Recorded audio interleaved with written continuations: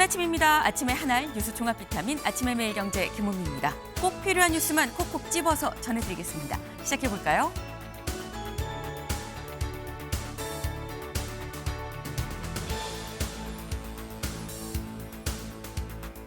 매일경제 1면입니다. 갓성전자의 힘 단숨에 4,457을 넘어섰습니다. 무슨 얘기냐? 어제 코스피 얘기죠. 어제 코스피 4,457.52까지 올랐습니다. 전날 4,309.63이었는데 갑자기 147이 넘게 훅 올랐다라는 거죠. 이렇게 오를 수 있었던 거 여기 볼까요? 14만 전자, 70만 닉스가 눈앞이었다. 결국 반도체였다 이번에도 라는 거죠. 잠시 뒤 9시면 장이 또 열릴 겁니다. 오늘 코스피가 어떨지 좀 주목해 볼 필요가 있겠다라는 생각이 좀 드네요. 다음 기사 가볼까요? 동아일보입니다. 이 한중 관계 새 국면 시 역사의 올바른 편 서야. 어제 한중 정상회담이 있었죠. 네. 어제 한중 정상회담 이재명 대통령은 뭐라고 얘기를 했느냐? 우리 올해를 한중 관계의 새 국면으로 삼읍시다. 이 새 관계 개선의 원년으로 삼읍시다. 라고 얘기를 했고요. 시진핑 주석은 맞습니다. 우리 서로 배려하면서 이견을 좀 해소합시다. 라고 얘기하면서도 뒤에 이런 얘기를 붙였다라는 거죠. 역사의 올바른 편에 서야 됩니다. 라고 얘기했다라는 겁니다. 여기서 말하는 올바른 편은 그럼 누구 편을 말을 하는 거냐? 그 얘기를 잠시 뒤에 대담으로 좀 짚어봅니다. 다음 기사 볼까요? 중앙일보입니다. 강선우 1억 의혹, 김경 출국했는데 경찰은 몰랐다.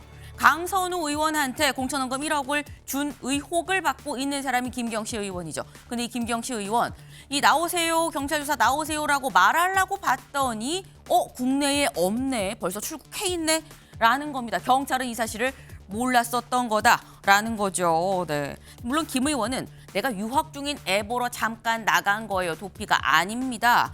곧 귀국할 겁니다. 라고 얘기하고 있습니다만 혹 귀국이 늦어지거나 아니면 들어오지 않는다면 수사의 차질이 빚어질 수 있는 사안이기도 하죠. 관련한 내용도 잠시 뒤에 대담으로 좀 짚어봅니다. 다음 기사 볼까요? 조선일보입니다. 트럼프 또 공습할 수도. 베네수엘라 부통령 협력하겠습니다. 라고 얘기하고 나섰습니다. 트럼프 대통령 사실 베네수엘라 마두로 대통령을 체포해서 압송까지 했죠. 그리고 우리 시각으로 오늘 새벽 2시에 아예 법정에 세웠습니다. 그런데 이 트럼프 대통령 그럼 지금 베네수엘라는 누가 지금 통치하는 겁니까? 누가 책임을 지는 겁니까? 라는 기자들의 질문에 우리가요? 라고 얘기를 했다라는 거죠. 그러면서 붙인 얘기가 부통령이 협조를 하는데 만약에 제대로 처신하지 않으면 2차 공습도 할 수 있습니다. 라고 얘기를 했습니다. 그러자 처음에 이 부통령이 뭐라고 얘기했냐. 결사항전할 겁니다. 라고 얘기했었던 부통령이 그럼 협력하시지요. 라고 얘기를 하고 있다라는 거죠. 힘의 논리만 공존하는 무서운 세상에 우리가 살고 있구나라는 생각을 다시 한번 하지 않을 수 없습니다. 다음 기사 볼까요? 한국일보입니다. 삶이 영화였다. 안성기 씨의 얘기죠. 어제 저희 방송이 거의 끝나자마자 바로 이 안타까운 안성기 씨의 별세 소식이 또 들어왔습니다. 네, 69년의 연기 인생, 발걸음이 다 이 한국 영화의 기록 그 자체다라는 얘기가 나오죠. 국민 배우라는 수식어가 이보다 잘 어울리는 분이 없었는데 네, 저희 안성기 씨의 별세 소식도 잠시 뒤에 좀 짚어보겠습니다.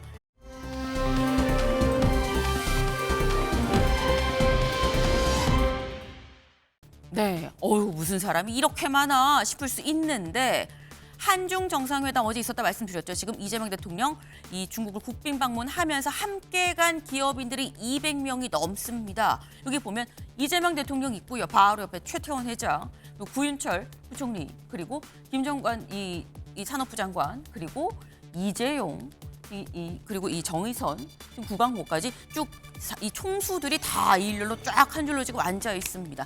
한중 재계 리더 다 합치니까 600명이 넘는 인원들이 한 자리에 모였다라는 거죠. 외교가 못 푸는 걸 경제는 풀 수 있다고도 얘기를 하죠. 2026년 한중 관계 개선의 원년이 되자라고 얘기를 한 만큼 경제적 협력도 좀 더 끈끈해지길 좀 기대를 해봅니다.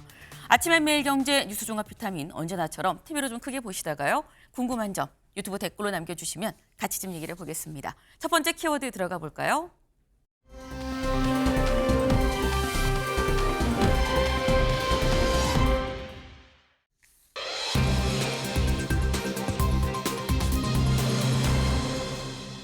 올바른 편입니다. 아까 일면하면서 살짝 저에게 힌트를 드렸어요. 올바른 편 대체 누구 편을 얘기하는 거냐라는 거죠. 여기 보겠습니다. 2. 한중관계 새국면. 시. 역사의 올바른 편에 서야 합니다. 이 한중 정상 2달 만에 다시 한자리에 만났습니다. 그런데 이런 얘기를 나눴다고 하죠. 직접 들어보고 오실까요? 이번 정상회담은 2026년을 한중 관계 전면 복원의 원년으로 만들 중요한 계기가 될 것입니다. 양국의 전략적 협력 동반자 관계를 되돌릴 수 없는 시대적 흐름으로 발전시키기 위한 노력도 변함없이 이어질 것으로 믿습니다. 作为朋友和邻居，中韩应该多走动，常来往，勤沟通。当前世界百年变局加速演进，国际形势更加的变乱交织。中韩在维护地区和平、促进全球发展方面负有重要责任，有广泛利益交集，应当坚定站在历史正确一边，做出正确战略选择。 네, 이재명 대통령 2026년 올해를 한중 관계 개선의 새 원년으로 삼읍시다라고 얘기를 했습니다. 사실 사드 사태 이후에 상당히 좀 한중 관계가 굉장히 급속도로 냉랭하게 좀 얼어붙은 면이 있는데 우리 다시 좀 친해집시다라고 좀 손을 내민 거죠. 근데 이 손을 중국이 잡으면서 뭐라고 하느냐. 그래. 지금 세상이 급변하니까 이렇게 얘기를 하는 겁니다. 우리가 좀 잡아야 돼. 근데 그거 알아? 역사의 올바른 편에 서야 돼. 라고 얘기를 했습니다. 이 박승찬 교수님, 여기서 말하는 올바른 편, 누구 편을 말하는 겁니까? 이번 우리 방중의 의미, 그러니까 이건 네. 전체적 총평을 먼저 하면 그 연결고리가 될 것 같습니다. 네. 사실 이번에 중국 정부가 공을 많이 들였습니다. 중국의 서열 1, 2, 3위를 다 만나고요. 네. 상하이 가면 우리가 차기 혹은 차차기의 강력한 권력 구조에 있는 천진닝 당서기까지 만납니다. 그다음에 이게 처음에 이게 제가 알고 있기로는 2박 3일 정도인데 3박 4일로 늘어났어요. 그러니까 무슨 말이냐면 과거에 이게 역사까지 소환을 시킵니다. 우리 네. 김구 선생 150주년 탄생, 그다음에 우리 임시정부의 정사 100년까지. 그러니까 혹자리 이 말을 합니다. 이거 과거, 현재, 미래 스토리텔링이 잘 버무려진 3박 4일 일정이다. 중국에서 보면 이번 대통령 저희 방중하면서 가장 이슈가 된 게 바로 한일 부분에서 같은 일본이 중국과 한국을 침입했기 때문에 같은 역사적 입지를 갖고 있다. 네. 바꿔 말씀드리면 이번에 올바른 편에 서야 된다는 건 두 가지 의미죠.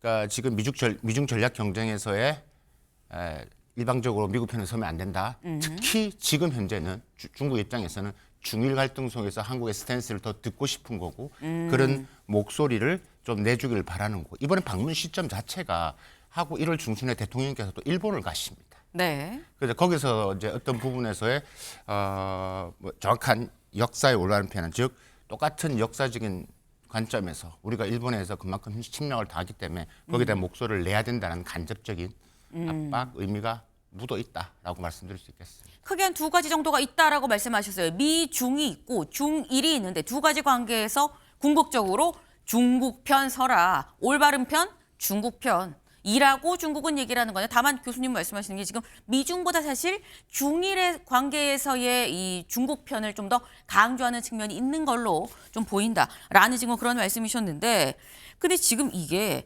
두 가지 의미라 그랬죠. 중일 그리고 미중입니다. 특히나 불과 며칠 전에 이 지금 마두로 대통령이 체포가 돼서 압송이 되는 상황, 이 배경에 또 중국을 의식한 거다라는 해석까지 지금 같이 나오고 있는 상황이죠. 그러다 보니 이건 조선일보 일면 같이 볼까요?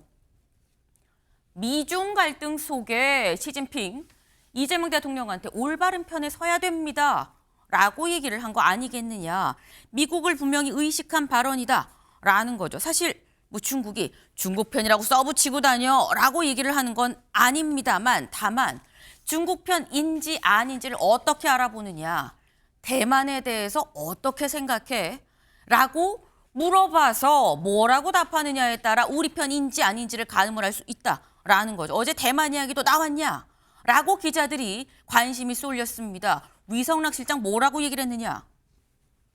대만 문제와 관련해서 중국 측으로부터 새로운 요구가 있진 않았다라고 얘기를 했어요. 근데 그러면서 이 대통령이 중국 중앙의 CCTV 인터뷰에서 한 얘기를 소개를 했다. 그래서 지금도 같은 입장을 견지한다. 여기서 말하는 같은 입장. 그럼 CCTV 인터뷰에서 뭐라고 했느냐? 이 중국의 하나의 중국을 이 하나의 중국이라는 생각을 존중한다라고 얘기를 했죠. 하나의 중국을 존중한다는 입장엔 변함이 없다라고 그때 인터뷰에서 얘기를 했어요. 그래서 존중을 한다라고 얘기를 했는데 이정원 의원님. 네. 존중한다는 뜻은 동의까지는 모르겠는데 네 뜻이 그런 건 알겠어 라는 의미인 거거든요. 근데 미국은 주한미군 역할을 이번에 재편에서 대만까지도 좀 폭넓게 좀 보려고 한다라는 얘기가 지금 계속 나오고 있는데 그럼 우리는 네 편입니까? 내 편입니까? 누구 편입니까? 누구 편으로 해야 되는 겁니까? 외교라고 하는 것이 굉장히 어렵습니다. 어렵죠. 그런데 이번에 이재명 대통령께서 중국 베이징을 방문하셔서 정말 국익 중심의 실용 외교를 제대로 보여주셨다고 생각합니다. 지난 대통령 선거 당시에도 대만 문제와 관련해서 상대 후보자들의 질문이 있었습니다만 그때 대통령께서 명확하게 말씀하신 것은 국익 중심이라고 하는 것이었고요. 우리 국익을 위해서 균형 외교를 하시겠다라는 말씀을 하셨습니다. 네. 그것과 일맥상통하는 발언이라고 생각합니다. 하나의 중국에 대한 존중의 뜻을 계속해서 강조를 하셨었고 또 대만 사태와 관련해서 저희가 섣불리 어떤 결론을 내놓고 방향을 잡는 것은 굉장히 위험하다라고 하는 생각을 여전히 가지고 계시거든요. 전략적 균형을 이루기 위해서 최대한 노력하시는 모습을 이번에도 보이셨다. 저는 그렇게 판단하고 있습니다. 전략적 균형을 이 위해서 실용 외교가 기본 바탕이지 않느냐. 어느 한편에 명확하게 네 편이야. 얘 편이야 라고 얘기하는 것 자체가 위험한 상황이다 라는 지금 그런 말씀이에요. 네. 사실 이게 대만 얘기만 나온 건 아닙니다. 한중 정상이 많았는데 대만 얘기만 하고 밥만 먹고 오는 건 아니죠. 어떤 얘기들이 나왔느냐 같이 볼까요? 이런 얘기들이 총체적으로 나왔다라는 거죠. 한중 협력 부분 아까 저희 직접 들었죠. 이재명 대통령이 이번을 이 관계 복원의 원년으로 좀 만들자라고 얘기했고 신빙 수석도 동의를 하면서 여러 분야 좀 교류를 하자라고 얘기를 했고요. 대만 문제도 아까 나왔다라고 얘기가 나왔죠. 하나의 중국을 견지한다라는 이 부분. 시 주석 역사의 올바른 편에 굳건히 서서 전략적 선택을이라고 얘기를 하면서 이 대응을 했다라는 겁니다. 그리고 또 하나 우리 입장에서 북한 문제가 상당히 좀 중요한 부분이죠. 한반도 이 평화 안정을 위해서 이 중국의 역할을 좀 얘기를 했고요.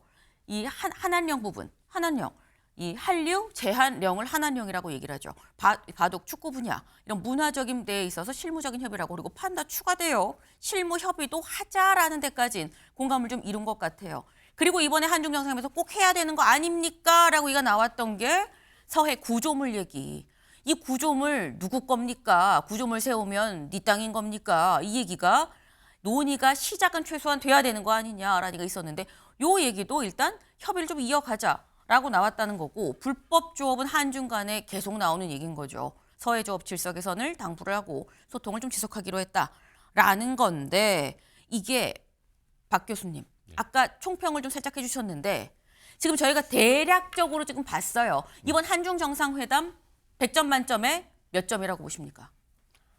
저는 100점 만점에 한 85점 드리고 싶습니다. 85점. 네, 이유가요?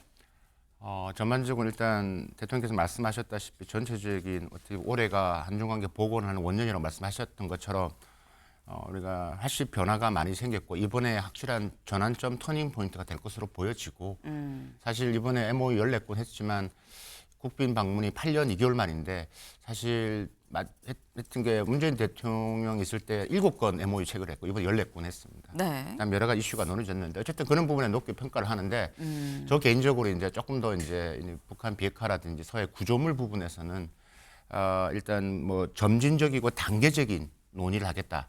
뭐 한 발짝 나섰지만 조금 더 우리가 왜냐하면 이번 한중 정상회담은 중국이 더 많은 메시지를 전달하고 싶었고 더 많이 적극적이었다라고 저는 봅니다. 우리도 그렇겠지만 그래서 이번 정상회담이 단순히 양국 관계가 아니라 메시지 중국은 미국이나 일본한테 우리 한중 정상회담을 통해서 전달하려고 하는 다중적 의도와 목적을 갖고 있다. 그렇다면 이걸 우리가 조금 더 레버리지를 더해서 네. 조금 더 강하게 이야기할 수도 있었을 것 같다라는 부분에서 100점 만점에 한 85에서 90점 사이로 드리고 싶습니다. 네. 잘한 편이라고 볼 수 있지만 깎인 10에서 15점 정도는 북한 문제. 요거 좀 더 구체적으로 얘기할 수 있었는데 서해 구조물 이 부분도 좀 더 나아가도 됐었을 법한데 중국이 하고자 했었던 정상회담이기 때문에 우리가 좀 시동을 좀 더 걸고 나아가도 됐을 텐데 그 부분이 조금 아쉽다라고 말씀하셨어요. 그래서 요거는 또 이게 학자적으로 전반적으로 제3자 이게 한 발 떨어져서 보시는 거고 여야의 입장 사실 다를 수가 있어요. 김대식 의원님은 몇 점 주시겠어요? 저는 우리 교수님께서 상당히 후한 점수를 주신 후한 것 주신 같은데 걸로 보이니까. 저는 그 후한 점수를 줄 수가 없어요. 몇 점 주시겠어요? 왜 그러냐면 저는 한 65점 정도 주고 20점 싶습니다. 깎였네요. 왜 그러냐면은 네. 이번에 9년 만에 국빈 방문하고 한중 간의 물꼬를 텄다는 데서는 저는 긍정적으로 평가를 합니다.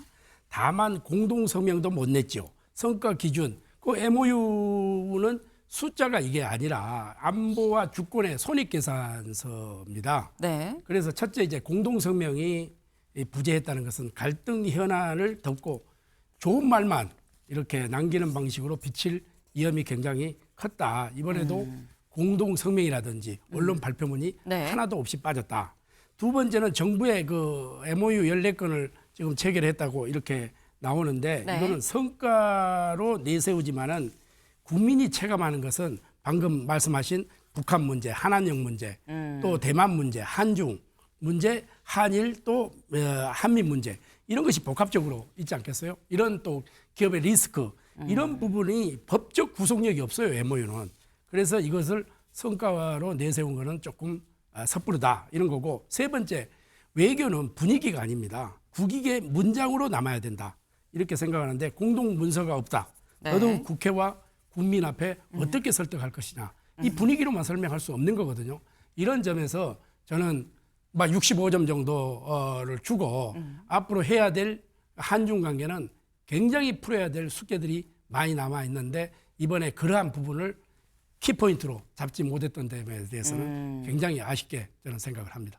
지금 교수님이 85점 주셨는데 김대식 의원님은 65점, 20점쯤 깎였어요. 그럼 여기서 이정원 의원님 얘기를 안 들어볼 수가 없죠. 몇 점 주시겠습니까? 네, 저는 95점 드리겠습니다. 95 마음 점. 같아서는 100점 드릴 수 있다고 생각합니다. 네. 이 외교라고 하는 것이 절차가 필요한 것입니다. 한꺼번에 모든 것들을 다 이룰 수 있는 것은 아니지 않겠습니까? 네. 한반도 문제와 관련해서 이재명 대통령께서는 한반도 평화를 위해서 실현 가능한 대안을 함께 모색하겠다라는 발언을 분명히 하셨습니다. 그와 관련된 논의도 충분히 이루어졌을 것으로 보여집니다. 다만 앞에서 말씀드린 것처럼 미중 간의 전략적 긴장 관계가 계속해서 유지되고 있고 네. 경제 전쟁도 심화되고 있지 않습니까?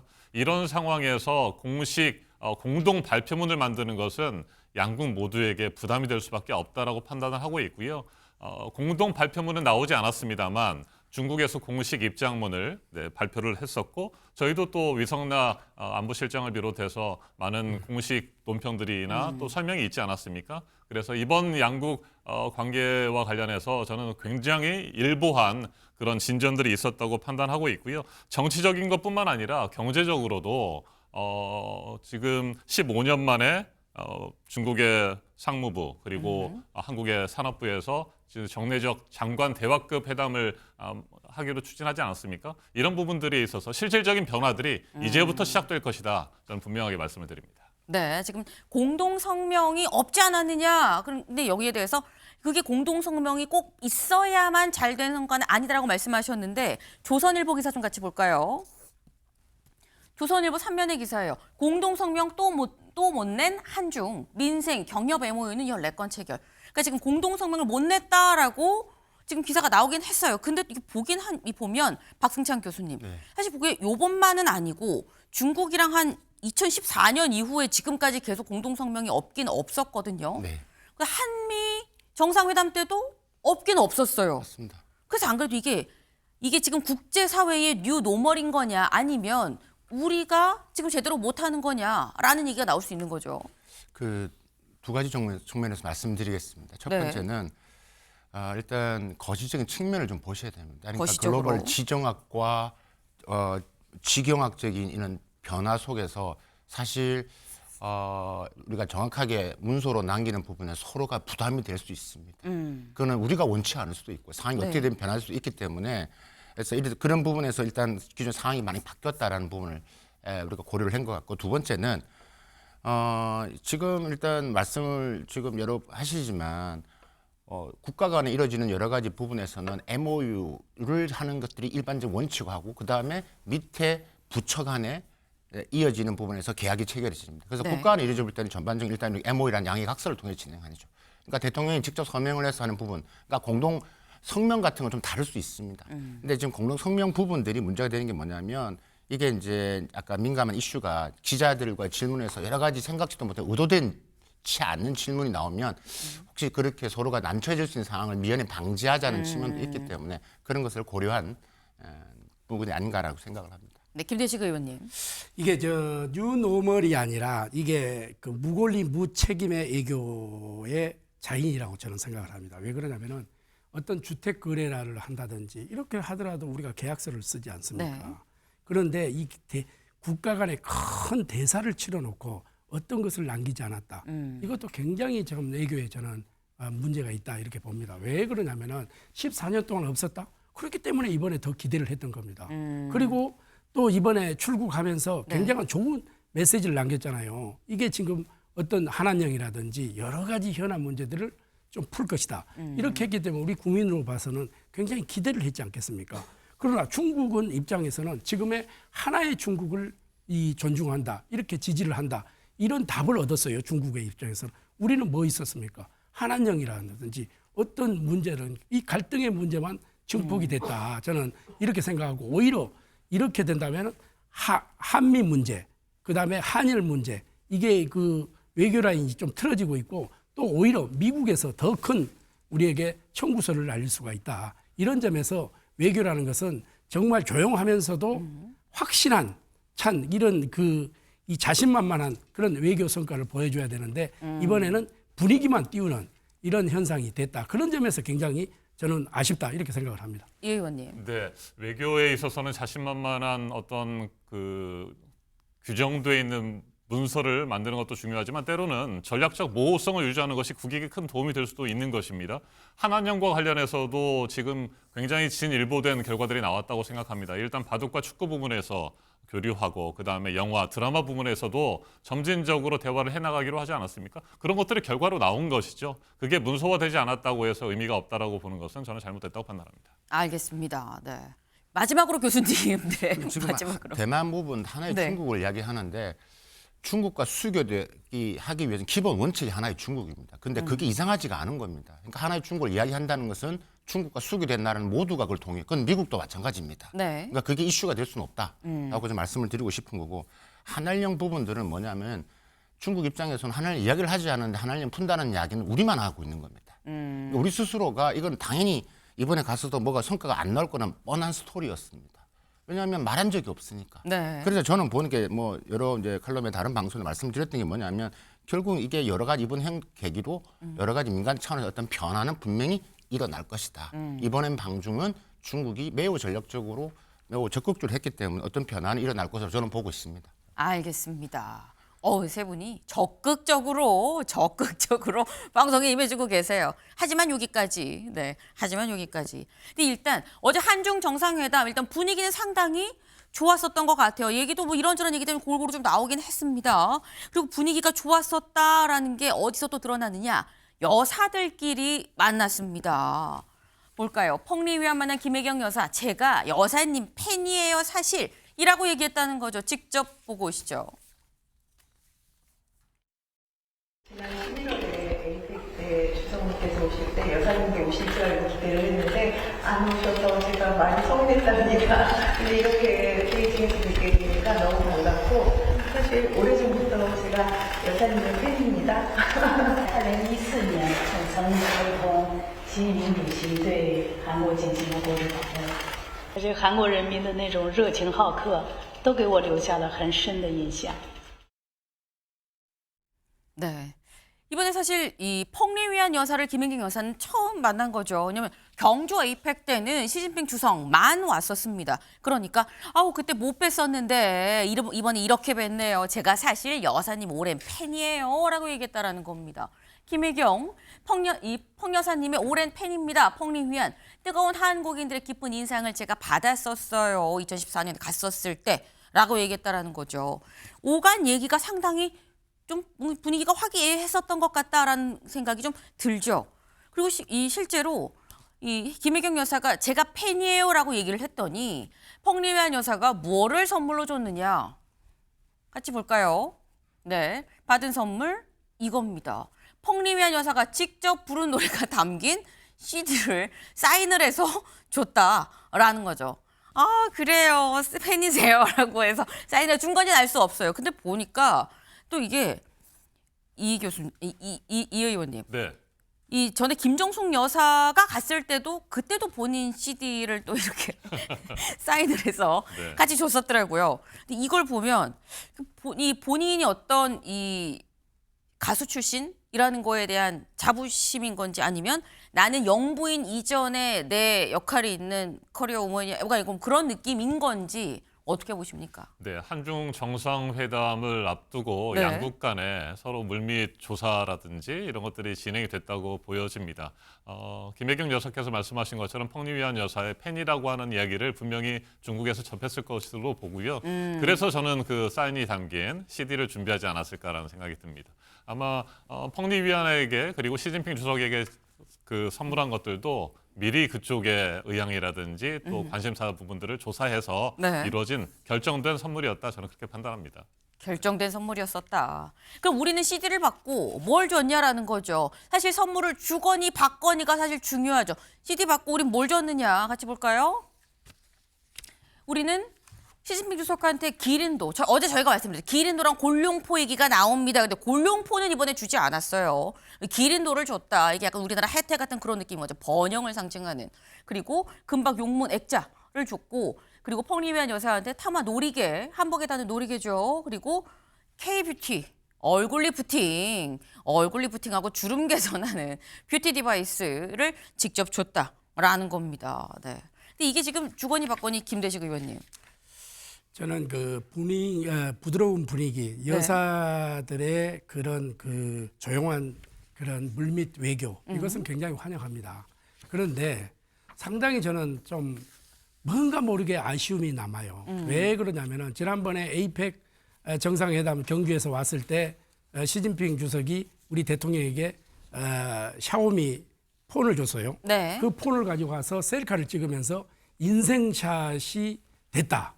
이런 용어라든지 그리고 우리 여사께서 이 평여사에게 CD를 받으면서 팬이다든지 이런 용어는 정상들끼리의 저는 격이 맞지 않다 생각합니다. 우리도 대등한 국가 정상이고 우리나라에 국민들이 있어요. 5천만 국민이 지켜보고 있어요.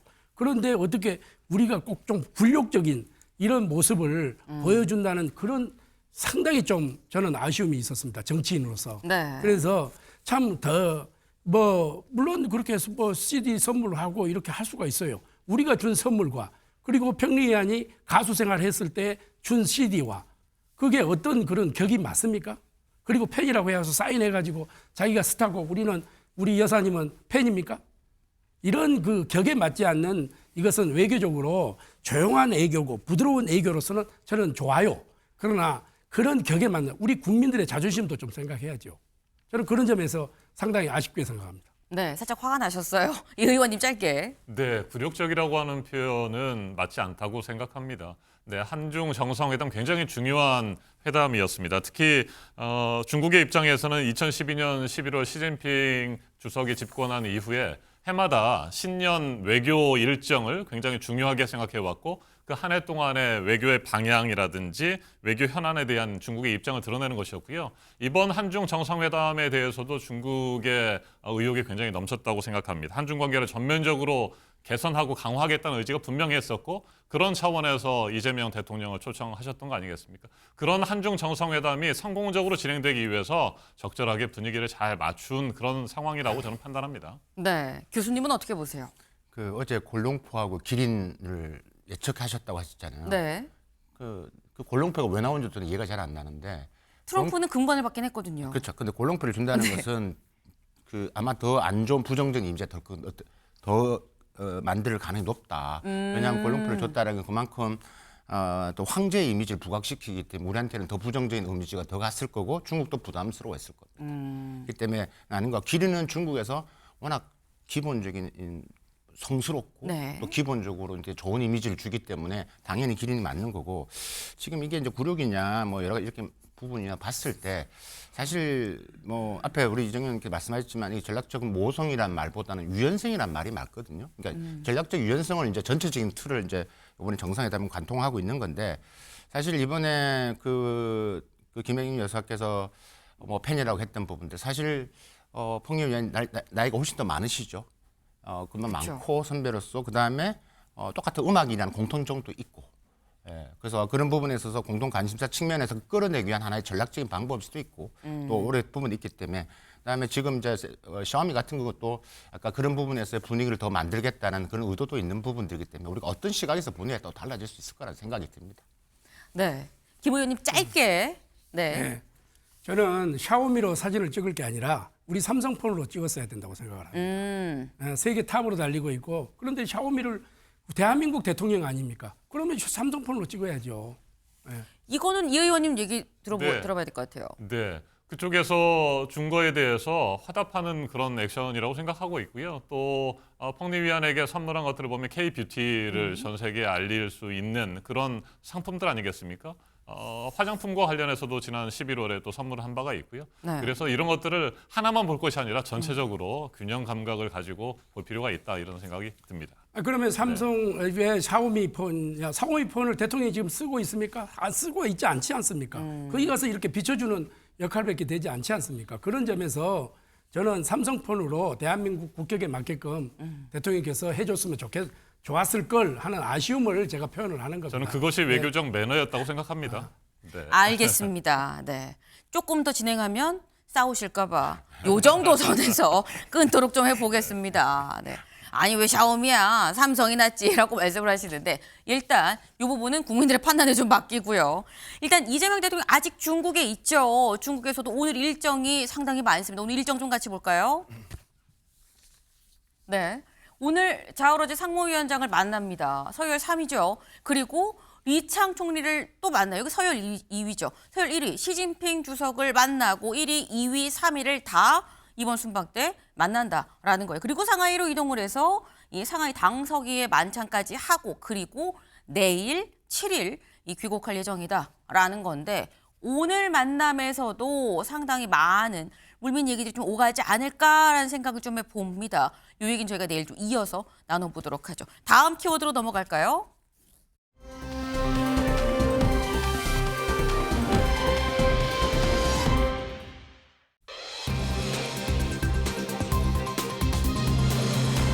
제명 당하더라도입니다. 네, 기사 같이 보시죠. 김병기 제명 당하더라도 탈당 안 한다입니다. 제명당해도 탈당 안 한다. 보좌관 갑질 의혹, 여기에 공천원금 묵인 의혹, 안해모 고의회 법인카드 사용 의혹 등등등 여러 의혹이랑 관련해서 지금 경찰 수사를 받고 있는 상태인데 김병기 의원 어제 원내대표를 사퇴하고 처음으로 유튜브에 나와서 많은 얘기를 쏟아냈습니다. 직접 들어보시죠. 잘못은 했지만 잘못은 제가 잘했다는 건 아니지만 법적인 문제는 그건 없을 거라고 생각합니다. 대부분의 것들은 사실 그렇게 입증하는데 그렇게 오랜 시간이 걸리는 것들이 아니거든요. 그냥 강의원 건이나 또는 그 우리 안 사람에 관계된 건들은 그거는 정말 수사를 해보면 좀 명명백백하게 밝혀질 거거든요. 강선우 의원이 받지는 않았다. 그게 사무국장과 연관이 돼 있는 것 같은데 그러면서 이제 많이 그러니까 우셨죠. 본인은 몰랐다. 그거였습니다. 저는 탈당하지는 않겠습니다. 제명을 당하는 한이 있더라도 저는 제 손으로 탈당을 하지 않겠습니다. 그거는 왜냐하면 조근조근 얘기를 하지만 굉장히 센 얘기입니다. 제명을 당하더라도 탈당은 안 한다라는 얘기인 건데 이정원 의원님. 네. 이 얘기는 탈당 권유할 거면 날 그냥 제명해. 아니면 이게 그러니까 무죄 확신의 표현인 건지 아니면 탈당 권유 및 제명시키지 마라는 강력한 반어법인 건지 어떻게 봐야 되는 겁니까? 저는 김병기 전 원내대표가 여러 가지 의혹에 휩싸이는 것은 맞습니다만 네. 본인 입장에서는 억울한 부분도 분명히 있는 것 같습니다. 조금만 믿고 기다려달라, 해결하겠다 이런 그 인터뷰 내용도 들어보면 말이죠. 그런데 국민 눈높이에 맞지 않는 부분들이 지금까지 제기된 의혹들에서 굉장히 많이 있었던 것은 사실입니다.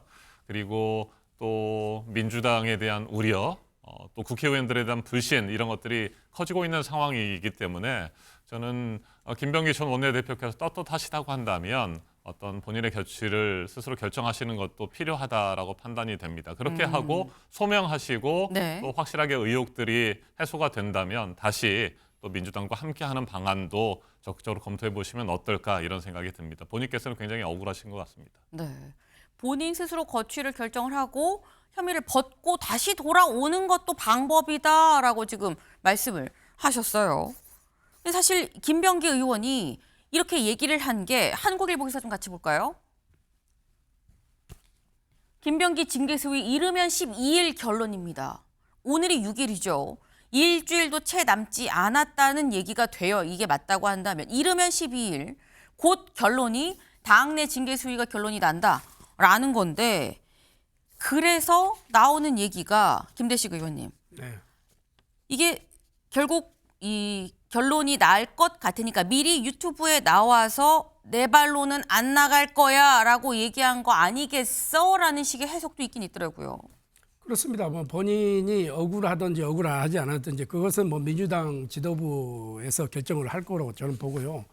그것보다도 이번에 그 공천 의혹 이것은 개인 비리를 뛰어넘어서 이 민주주의의 출발점인 이 공천 시스템을 이 돈으로 이렇게 유혹했다는데 참 부끄럽게 생각을 합니다.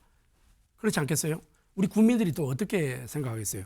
더 심각한 문제는 이거 이수진 전 의원이 그 보좌관이 이재명 당시 당대표 보좌관 김현지 지금 실장에게 이 탄원서를 전달해서 당대표를 비롯한 지도부에 전달을 했다고 하는데도 불구하고 그 뒤에 아무런 조치가 없었다는 거 아니겠습니까?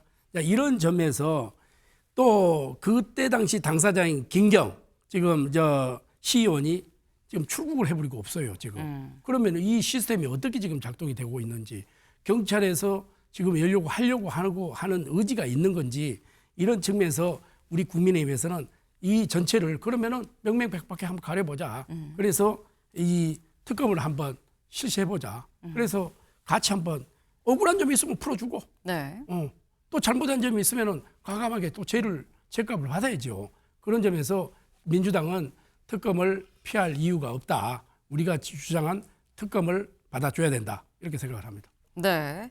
그러니까 우리가 지금 특검을 하자는 거 아니냐 의혹이 있으니까라고 지금 말씀을 하시는데 사실 민주당에서도 정청래 대표가 이 지난달 12월 25일에 12월에 뭐라고 했냐면 30날 얘기하기를 사실 내가 25일에 윤리심판원에 윤리감찰단에 좀 얘기를 했어요라고 얘기를 했어요. 그리고 난 다음에 1월 1일 긴급 최고위에서 윤리심판원의 징계를 요청한다라고 결정을 했습니다.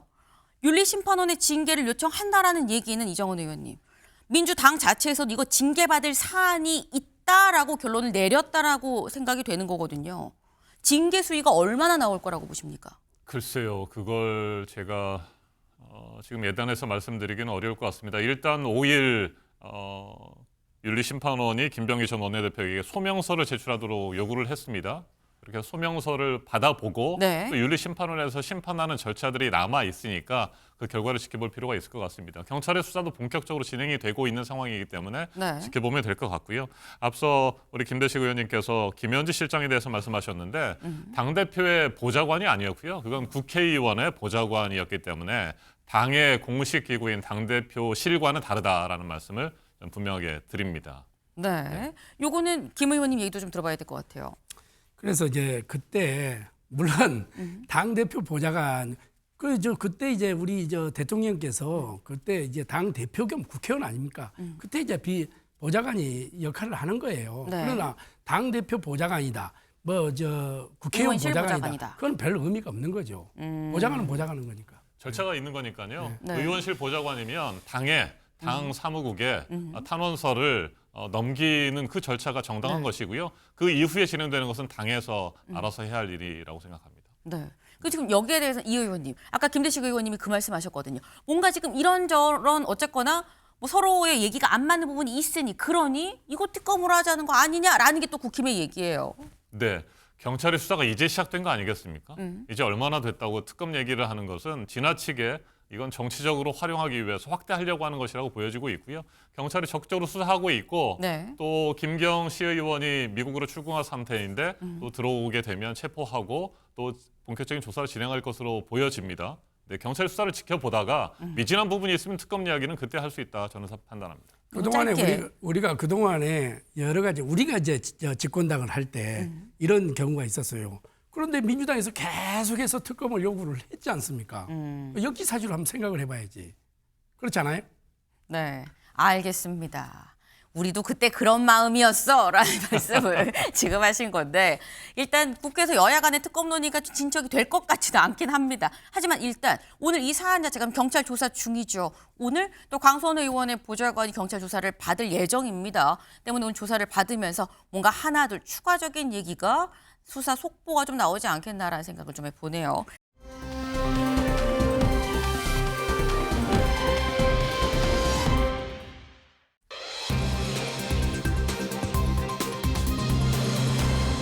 나는 납치됐다. 누가 납치가 됐다는 거냐? 볼까요? 마두로 대통령입니다. 마두로 대통령, 저희가 어제 말씀드렸죠. 이런 모습으로 체포돼서 압송돼서 미국으로 왔습니다. 라고 말씀을 드렸는데 이렇게 와서 실제 어제, 그러니까 오늘이죠. 우리 이 시각으로 봤을 때는 오늘 새벽 2시에 뉴욕 법원에 실제 서서 나는 사실 이렇습니다라고 처음으로 본인의 입장을 얘기를 할 수 있었다라는 거죠. 기사 같이 볼까요? 미 마두로의 마약 테러, 코카인 유입 혐의를 적용을 하고 있습니다. 이런 혐의로 오늘 새벽 뉴욕 법원에 법정에 직접 섰는데 법정까지 가는 모습도 영화의 한 장면이었습니다. 직접 보시죠.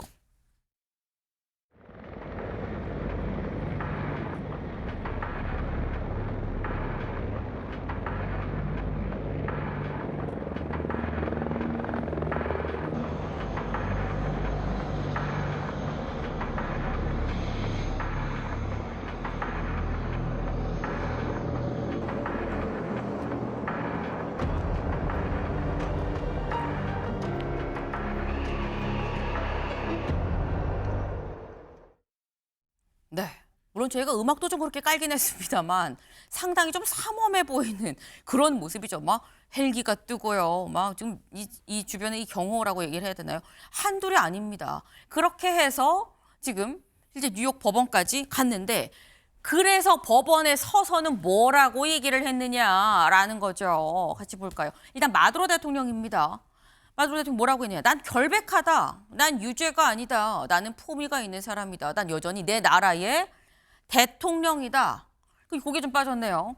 나는 납치됐다라고 얘기를 했습니다. 그러니까 아내랑 같이 체포가 돼서 이번에 같이 섰어요. 아내도 역시 나는 무죄, 난 완벽히 결백합니다라고 얘기를 했다라는 거죠. 사실 이게 서영주 대변인님, 마두로 대통령 입장에선 그의 입장에선 좀 황당할 수 있고 자다가 침실에서 갑자기 납치된 걸로 볼 수 있거든요, 본인은. 근데 자다가 이제 봉창 뭐 두드린다는 소리도 있지만 이건 이제 날벼락 같은 느낌, 이런 개인적인 소유를 떠나서 국가 간에, 그러니까 베네수엘라가 하나의 그 고유의 주권을 가진 국가임에도 네. 불구하고 미국의 트럼프 대통령이 힘이 센 강대국이라고 해서 어떤 그 나라의 대통령을 아주 영화의 한 장면처럼 급습해서 두 부부를 체포해서 데려와서 연방법원에 세웠단 말이에요.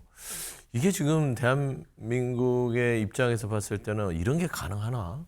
라고 생각할 거예요. 조금 그 영화 같잖아요. 네. 현실하고는 좀 동떨어진 그런 상황이라서 저는 마두로 그 베네수엘라 대통령 입장에서도 굉장히 본인이 한 일도 있지만 어떻게 이런 일이 있을 수 있지? 라고 생각을 했을 가능성이 커요. 근데 마두로 대통령에 대해서 저는 편들 생각은 없습니다. 그가 베네수엘라의 통치자로서의 자리에 있기까지 그리고 있으면서 마약 카르텔들과 했던 범죄 혐의들이 도저히 그 지도자로서는 용납할 수는 없으나 그래도 절차라는 것들을 늘 존중해왔던 대한민국 입장에서는 이건 조금 청천벽력이지 않을까. 벼락 맞는 느낌일 것 같아요. 아마 많은 분들이 그런 생각을 하시지 않을까 싶어요. 왜냐하면 서정빈 변호사님, 사실 이게 만약에 이 국내에 어떤 기소가 된 범죄자가 있어요. 근데 이 범죄자가 우리나라로 안 들어와요. 해외에 있습니다. 그러면 인터폴 공조를 통해서 인계를 받거나 이런 형식이 아니라 우리나라에 범죄자가 있으니까 미군이 갑자기 전투기 150대 날려가지고 잡아서 데리고 가는 이렇게 가능한 거야라는 생각이 사실 들거든요. 사실 뭐 저도 이번 사건이 있기 전까지는 네. 이것이 가능할까 했는데 현실적으로는 가능하더라고요. 물론 이제 법리적으로 따져보자면 결국에는 이제 관할권 문제가 있습니다. 뭐 수사 기관이든 재판하는 그런 법원이든 네. 관할권 문제가 있고 만약에 이제 타국에 대해서 타국의 국민에 대해서 타국에서 이것을 집행하려 한다라고 한다면 이 부분은 관할권도 없을 뿐더러 이제 국제법상 위반 소지도 분명히 존재를 합니다. 특히 이제 뭐 유엔 헌장과 같은 경우에는 이런 무력 사용 그리고 이 해외 타국에 대한 그런 주권 침해 부분도 분명히 금지를 하고 있기 때문에 네. 사실 지금까지의 과정들을 봤을 때는 결국 관할이 없는 그리고 국제법을 위반한 그런 절차라고 보여지긴 합니다. 물론 미국에서는 또 다른 방식의 논리 구조를 세울 것으로 보입니다. 네. 특히 이제 뭐 해외의 그런 수반에 대해서 국제적인 관습법상 타국의 수사기관 혹은 법원에서는 관할권이 없다라고 보는 것이 일반적이긴 한데 지금 미국 같은 경우에는 마두로에 대해서는 정식적으로 적법한 절차에 의해서 선출된 그런 수반이 아니다라는 주장을 할 것으로 보입니다. 그렇기 때문에 해당 관습법이 적용되지 않는다라는 주장을 할 것으로 보이고요. 그래서 일단 이런 과정 같은 것들은 분명 국제법상 분명히 위반에 해당하는 그런 내용들로 보이기는 합니다만 재판 과정에서 또 미국 역시도 이걸 또 파쇄하는 그런 논리를 내세우지 않을까 이렇게 예측이 됩니다. 네, 사실 언뜻 상식적으로만 생각을 해봐도 우리나라 대통령 개개 자기 나라의 대통령도 불소추 특권이 분명히 있는데 다른 나라 대통령을 우리나라에서 기소를 하고 가서 직접 군을 투입해서 데리고 압송해서 데리고 와서 재판정에 세우는 상황이 사실상 지금 2026년 현재 벌어졌다라는 거죠. 그래서 사실 트럼프 대통령한테 붙는 얘기가 무법자다라는 얘기가 그래서 붙는데 근데 트럼프 대통령은 이 기조 새해에도 계속 쭉 유지를 할 것 같다라는 거예요. 왜? 동아일보 기사 같이 볼까요? 본색 드러낸 트럼프, 베네수엘라 제대로 행동 안 하면 2차 공격, 2차 공습 들어가요. 라고 얘기를 했다라는 거죠. 직접 들어보시죠. We were prepared to do a second strike if we needed. We're totally prepared. But that's off We're the still table. prepared. That's off the table now. No, it's not. If they don't behave, we will do a second strike. Well, you're 네, 직접 들으셨죠. 2차 공습이라고 얘기를 본인이 합니다. 제대로 안 하면 또 공격할 거야 라고 얘기를 하는 거예요. 부통령이 있긴 있어. 근데 제대로 안 해? 그럼 우리 또 공격해. 이 전투기 또 날릴 거야 라고 지금 얘기를 한 건데 여기 같이 보겠습니다. 트럼프 처신 못하면 2차 공습. 부통령 하루 만에 미국과 협력하겠어요 라고 얘기를 했다라는 거죠. 원래 마두로 대통령이 체포된 직후에는 뭐라고 얘기를 했었느냐. 같이 볼까요?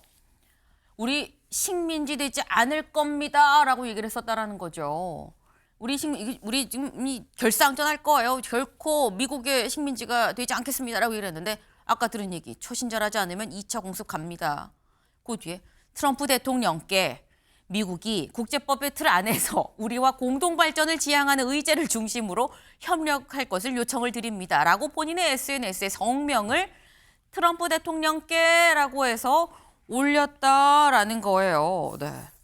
이게 이창근 위원님 지금 굉장히 무섭겠다라는 생각이 좀 들긴 합니다. 그렇습니다. 부통령도 역시 마두로 정권에서 핵심 실세였잖아요. 그렇죠. 좌익 게릴라의 딸이고. 근데 트럼프 대통령이 하는 이러한 군사 행동이 본인한테도 미칠 수 있겠다 생각을 할 거예요. 왜냐하면은 사실 트럼프가 석유를 지목해서 미국 기업이 투자를 하고 국유화하겠다 했지 않습니까? 결국 베네수엘라의 경제를 지탱하고 있는 석유 경제 구조를 바꾸겠다는 그러한 시각도 존재하는 거고, 그리고 이번 기회에 마두로 축출을 비롯해서 베네수엘라를 완전히 친미로 바꾸겠다는 그러한 의도지 않습니까? 그렇다면은 거기에 걸림돌이 되는 누구라도 제거를 할 수 있겠다는 게 트럼프의 생각이잖아요. 그러니까 네. 로드리게스 부통령은 두렵죠. 그렇기 때문에 협력할 수밖에 없을 것이고 본인의 입지를 유지하기 위해서라도 앞으로 적극적으로 협력할 것으로 보입니다. 예. 적극적으로 협력하지 않으면 공습을 한다고 하니까요. 이렇게 되면 사실 살기 위해서라도 잡혀가지 않으려고 생각을 하면 일단 협력을 할 수밖에 없는 상황에 놓인 거 아닌가 싶은데, 우리 시각으로 조금 전에 일단 임시 대통령으로 지금 이 로드리게스 부통령이 취임을 했습니다. 근데 취임하면서 한 얘기가 너무 고통스러워요 라고 얘기를 했다라는 거죠.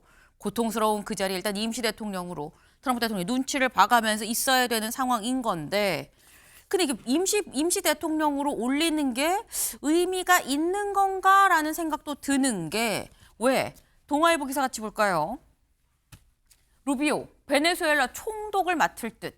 마두로 축출 주도한 쿠바 이민자의 아들인 마코 루비오 국무장관이 지금 베네수엘라의 총독을 맡게 될 것 같다라는 거예요. 이게 소영주 대변인님. 네. 총독이란 얘기가 저희가 세계사를 배울 때 식민지. 식민지의 총독 그 개념 아닙니까? 그 개념이죠. 앞서서도 봤지만 네. 지금 임시 대통령으로 임명한 로드리게스 그 꼬리를 내렸잖아요. 그 앞서서 트럼프가 그랬으면 처신을 잘하자면 2차 공수하겠다. 처신이 뭐냐면 똑바로 해라. 이게 시키는 대로 해라예요. 시키는 대로 아니면 패겠다. 한 번 어렵지 두 번 어렵지 않습니다. 그리고 매운맛을 봤기 때문에 베네수엘라의 지도부 입장에서는 네. 미국에 이상하게 각을 세웠다가는 이거 마두라고 똑같은 꼴을 당하겠구나 라는 생각을 할 거예요. 하지만 그 전제가 식민지는 되지 않겠다라고 얘기를 했지만 현실은 그렇지 않습니다. 그래서 저는 사실상 트럼프가 베네수엘라를 식민지화 하려는 생각을 구체적으로 갖고 있는 것 같고, 결국에는 마두로의 체포는 여러 가지 범법 행위도 있지만 네. 돈입니다.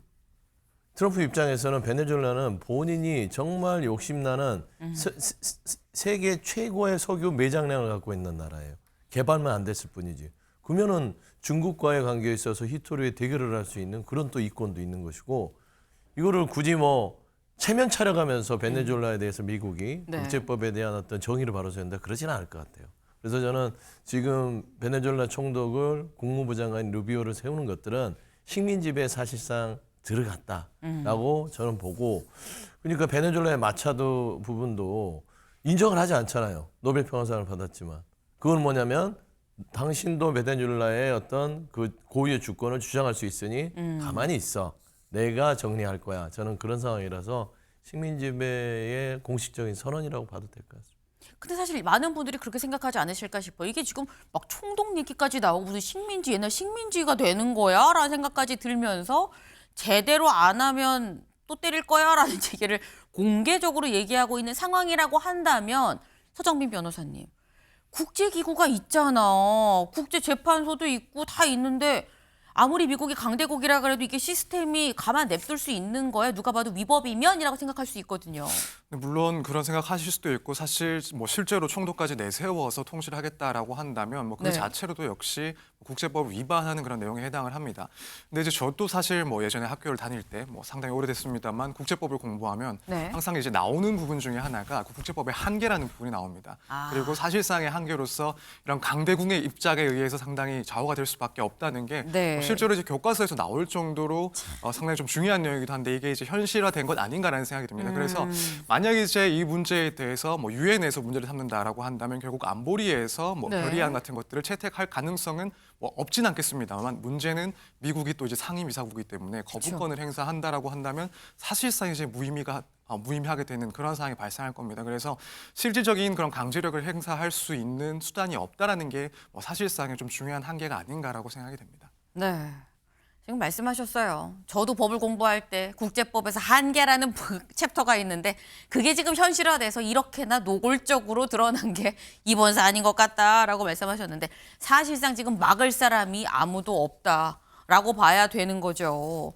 근데 지금 총독은 루비오 국무장관 얘기가 지금 나오고 있는데, 지금 뭔가 원망은 여기가 듣는 건가라는 생각도 드는 게 무슨 일이 있었느냐. 벤스 부통령이 자택이 공격을 받았습니다. 물론 이제 이유를 알 수 없어요. 지금 뭐 때문에 공격을 받았는지는 알 수 없는데 5일 0시 현지 시각으로 5일 0시에 벤스 부통령이 오하이오에 집이 있는데 오하이오 집에 지금 보시는 것처럼 여기가 둔기름 퐁퐁 내리쳐갖고 창문이 다 깨졌습니다.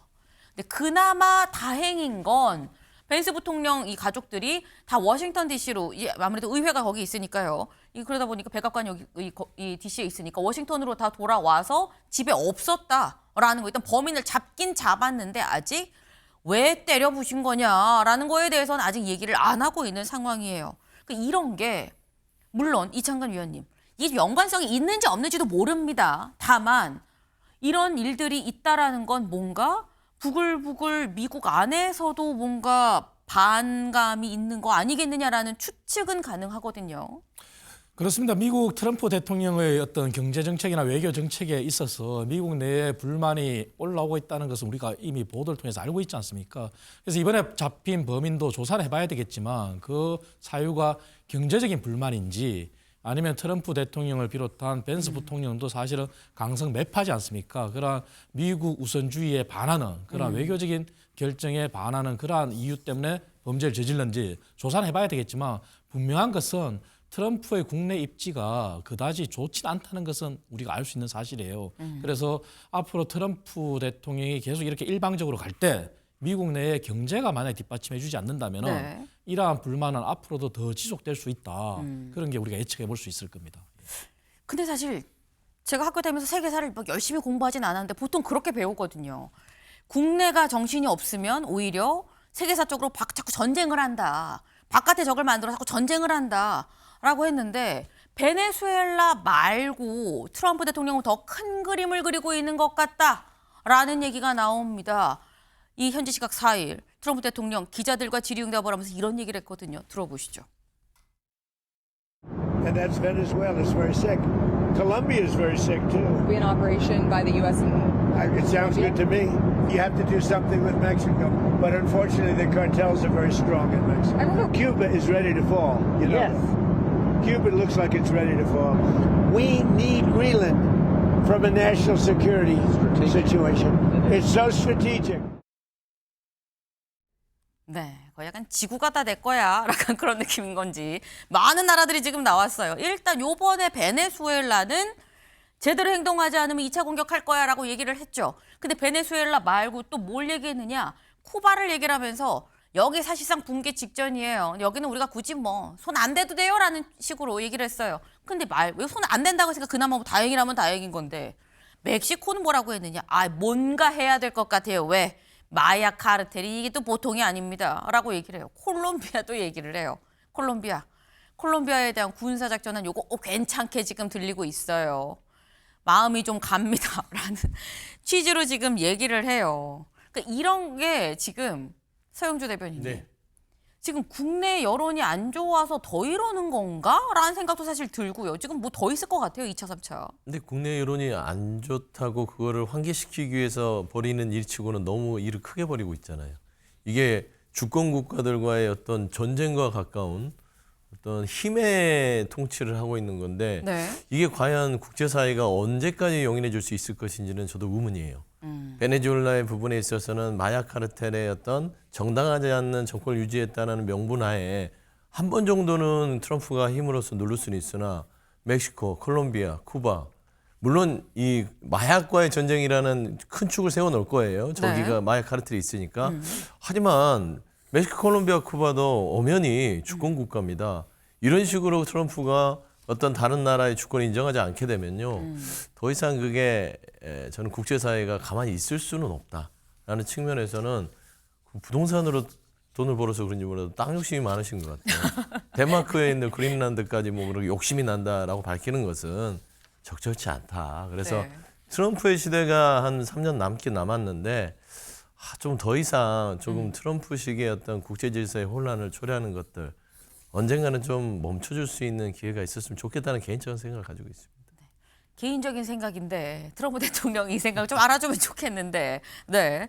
근데 일단 아까 말씀하셨죠. 주권 국가들인데 뭐 탐이 나고 어쩌고 뭐 이런 얘기를 하는 게 이게 맞아요 말씀하셨죠. 지금 얘기 나온 것 중에 콜롬비아 대통령이 있죠. 콜롬비아 대통령이 뭐라고 얘기를 했느냐 볼까요?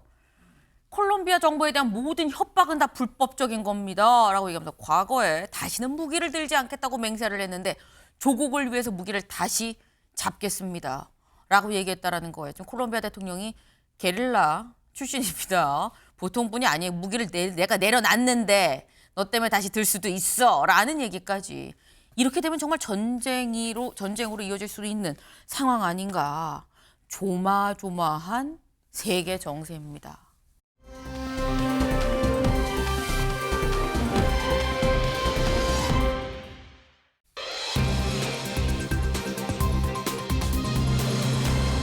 불쏘시개입니다. 불쏘시개 무슨 얘기냐 볼까요? 김도우 불쏘시개 역할 다 했다. 사퇴. 장동영 마이웨이 리더십 흔들흔들 하고 있다라는 얘기예요. 네. 김도우 국민의힘의 정책위 의장이었는데 어제 알립니다라고 하면서 본인이 사퇴했다라고 직접 밝혔어요. 같이 볼까요? 저는 지난 12월 30일 지난해 말에 이미 당 지도부에 정책위 의장직을 그만둔다고 얘기를 했습니다. 제안을 받았을 때 저는 국민의힘이 신뢰받는 정당으로 거듭났는데 불쏘시개 역할을 하겠다고 직을 수락했는데 지금 대표가 당의 쇄신직을 준비하고 있는 걸로 알고 있어요. 제 소임은 여기까지인 걸로 보입니다. 라고 얘기를 했습니다. 근데 지금 맡은 지 딱 4개월 만인 거건 12월 30일 날 얘기를 했으면 4개월밖에 안 된 건데 불쏘시개 역할 다 했다라고 지금 얘기를 했습니다. 이창근 위원님. 지금 이 김도우 의원의 불쏘시개 역할, 무엇을 위한 불쏘시개가 돼서 무엇을 한 걸까요? 사실은 장동혁 대표의 어떤 강성, 그러한 이미지에 대해서 김도읍 정책위 의장은 보완제 역할이었습니다. 상당히 그러한 어떤 강성 이미지를 퇴색시키는 그러한 역할을 실제 했고요. 그리고 당내에서도 불법 비상계엄에 대해서 사과를 하고 당이 미래를 위해서 혁신하고 나아가자는 얘기를 비공개 석상에서도 많은 얘기를 했었어요. 그런데 이번에 12월 30일 날 공개적으로 비상계엄과 관련해서 송구하다는 표현을 했잖아요. 그럼에도 불구하고 어떻게 됐습니까? 1월 2일 날 장동혁 대표는 이런 제안에 거절했잖아요. 오히려 당의 걸림돌이 되는 사람들 때문에 통합 이런 걸 얘기하는 것은 맞지 않다 그랬잖아요. 그렇기 때문에 결국은 김도읍 정책위 의장이 사퇴로서 보여준 건데 처음의 불쏘시개는 장동혁 대표의 강성 이미지를 퇴색시키는 그런 보완제의 불쏘시개였다면 이제는 정말 당이 변해야 된다는 그러한 절규에 가까운 불쏘시개라고 봐야 돼요. 왜냐? 1월 1일 신년 인사에서도 그런 게 터져나왔잖아요. 당내에서. 오세훈 서울시장도 그렇게 얘기했고. 근데 이제 당직을 맡은 당직자로서 그러한 불쏘시개가 당의 변화와 쇄신을 더 촉구하는 거죠. 예. 사실 지금 말씀 중에 그런 얘기가 나왔죠. 원래 오히려 너무 강한 이미지의 장동혁 대표를 오히려 좀 이게 좀 순화시키는 그런 이 역할을 보조적인 역할을 하려고 했는데 근데 지금 사실 오히려 이 4개월 동안 그게 되지 않으니까 본인이 나온 거 아니겠느냐라는 취지로 말씀을 하셨어요. 처음에 들어갈 땐 변화의 불쏘시개가 되려고 했는데 지금은 장동혁 브레이크의 역할 차원에서 내려놓는 거다라는 취지의 얘기인 거죠. 근데 사실 여기에 대해선 당에서는 그렇게 얘기를 하면 조용술 대변인 얘기 잠깐 들어볼까요? 김도읍 그 의장님 같은 경우는 이제 작년 12월 말 기준으로 사퇴 의사를 말씀하셨고요. 그냥 아름답게 마무리하시고 사퇴하셨습니다. 김도읍 의장님 같은 경우 이제 본인의 이제 출마 여부하고는 절대 관계가 없다라고 분명히 선을 그어 주셨습니다. 이제 맨 처음에 이제 수락을 하신 것은 그 이제 중진 의원으로서 장동혁 그 체제가 임기를 잘 맞추는 지도부가 되기 위해서 힘을 실어주기 위해서 하게 된 것이고, 그리고 이번에 사태는 그 개인적 사유로서 이제 말씀을 하신 거라서 뭐 내부 뭐 갈등이나 이런 부분들은 전혀 아니고.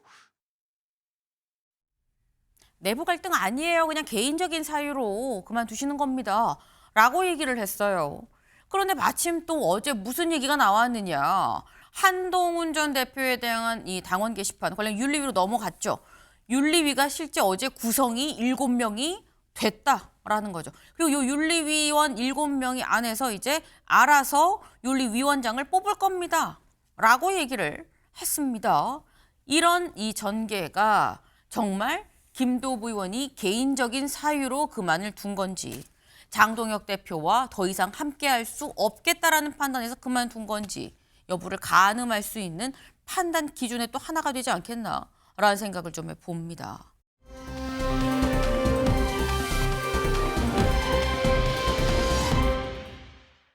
바로 안성기 씨죠. 안성기 씨. 어제 오전 요 맘때쯤 안타까운 비보가 또 전해졌습니다. 기사 같이 보시죠. 아역부터 천만 배우까지 그의 삶이다. 한국의 영화사 그 자체입니다. 라는 거죠. 안성기 씨. 국민 배우라는 얘기가 정말 무색하지 않는 가장 잘 어울리는 분이 아닌가라는 생각을 하는데 그의 작품, 그의 말 잠깐 같이 보고 오시죠. 아까 엄마가 집에 다 왔다 그랬지? 어디야? 되게 산요 절벽이요?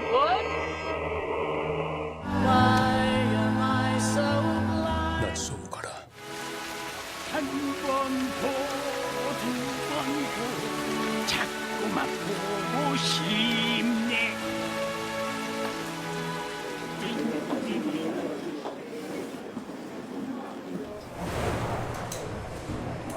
저하고 40년 동안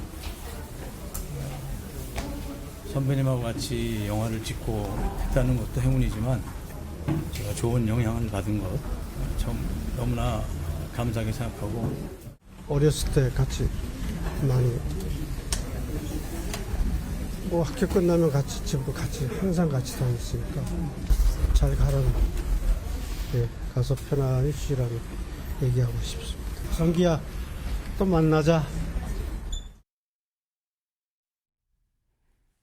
네. 지금 사실 조용필 씨가 학교 끝나고 뭐 같이 뭐 이랬어요라고 지금 말을 하셨는데 조용필 씨랑 안성기 씨랑 또 같은 중학교 동창이라고 합니다. 그래서 같이 중학교 다니면서 집안끼리도 또 서로 왕래를 하고 상당히 좀 친하게 지냈었는데 친구를 먼저 보낸 남겨진 친구의 얘기, 성기야 또 보자라는 얘기인 거죠. 사실 안성기 씨가 일반 국민들한테 이창근 위원님 굉장히 좀 많이 좀 여운이 남는 향기가 남는 그런 배우가 아닌가라는 생각을 좀 해봅니다. 그렇습니다. 5살 때부터 아역 배우로 시작해서 한때는 취업생의 준비를 하다가 베트남어를 전공했거든요. 그러다가 베트남 전쟁 때문에 그 꿈을 이루지 못하고 다시 성인 배우로 스크린에 데뷔해서 지금까지 이어져 왔는데 사실 국민들 내리 속에는 안성기 배우라고 하는 국민 배우 이미지 외에도 다들 기억하실지 모르겠지만 스크린 쿼트라고 하는 그런 영화계 현안에 있어서도 굉장히 큰 역할을 주도적으로 맡으신 분이에요. 그래서 영화인들을 위해서 또 국민들을 위해서 현안은 앞장서서 해결하셨고 또 영화를 통해서 국민들의 삶을 또 따뜻하게 이렇게 어루만져 주시는 그런 역할을 하신 분이기 때문에 많은 국민들이 아마 안타까워하는 그런 상황일 거라 생각합니다. 네, 안성기 씨가 이렇게 우산을 쓰고 노래를 부르는 이런 모습이 잠깐 나왔는데 말씀을 들어보니까 많은 영화인들의 우산과 같던 분이 바로 안성기 씨가 아니었나라는 생각을 좀 해봅니다. 고인의 명복을 빕니다. 저희가 준비한 소식 오늘 여기까지입니다. 오늘도 좋은 하루 보내세요.